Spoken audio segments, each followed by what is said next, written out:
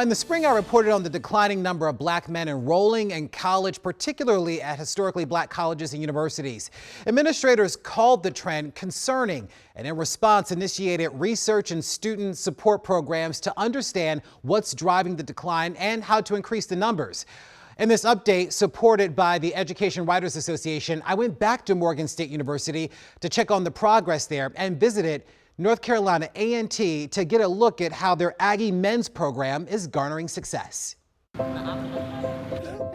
what we do. Since the start of the year, Morgan State University faculty and researchers at the school have been busy laying out a framework to study the decline of black male enrollment.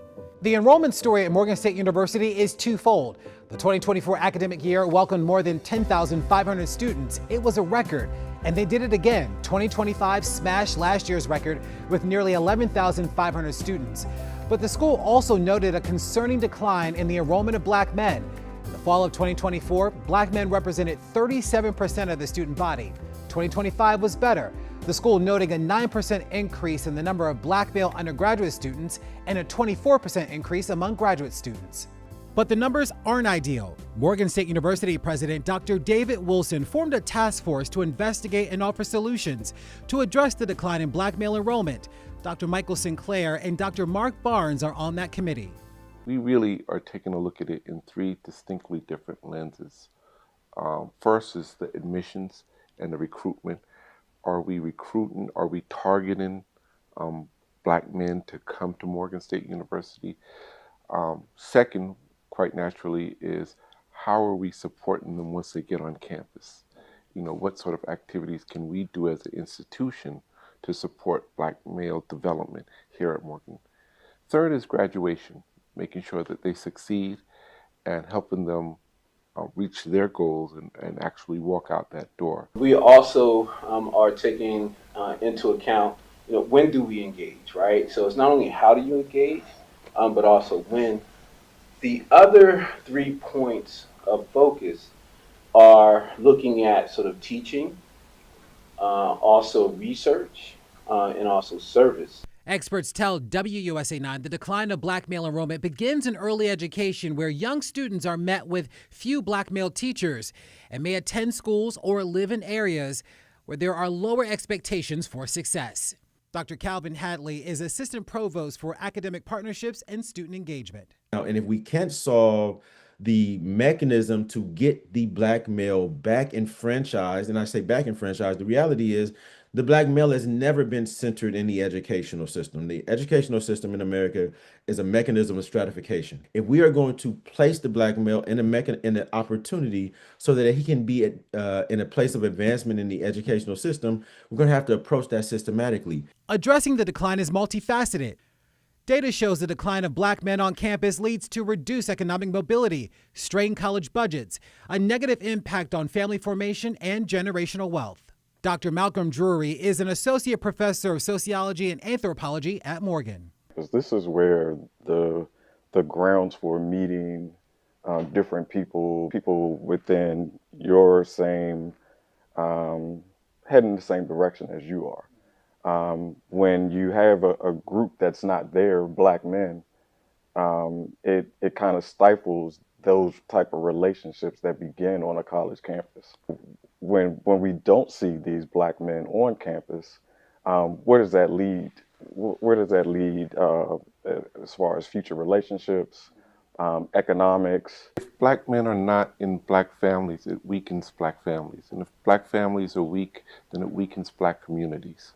So it really does have a domino effect on the black community. Morgan relies on programs like SMOOTH, which stands for Strong Men Overcoming Obstacles Through Hard Work, to support their male students. Members of SMOOTH receive mentorship and can fellowship with one another on campus. This program and others like it are a way in which administrators are hopeful black men feel a greater sense of connection and community. There are also schools like Howard University, which reported black men made up just 19% of its student population, that are actively engaging black men in high school with its Kings on Campus event.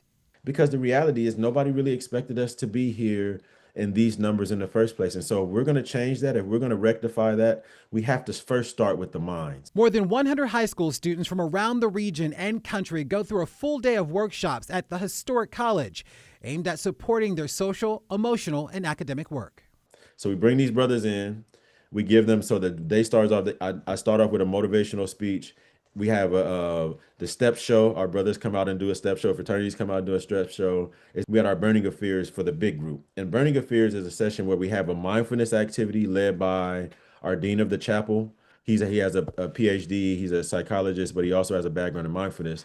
So we have this meditation, this group meditation with all these Black men outside. Then we go from that meditation into groups where we break down our fears.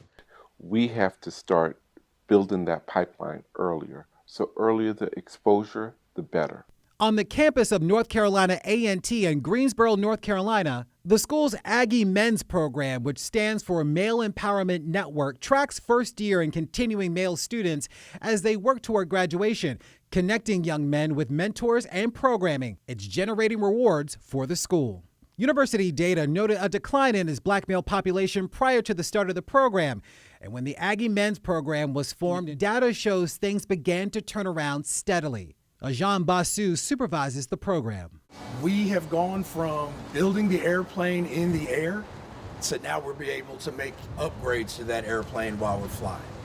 So as of last year, we were at almost 90% of my cohort of approximately 250 students were eligible to return in good academic standing for their sophomore year, right? Which is a really incredible number. What we're doing right now is working. All of our programs, we're averaging roughly 5 programs a month for our students to get involved and engaged. We're averaging, 50 to 60 attendees at every program. We are starting to become kind of like a subculture on campus to where all the guys on campus know about Aggie Men. I came here as a freshman, and this organization honestly has changed my life. Shemi Bakoye is a junior computer science major and a member of Aggie Men.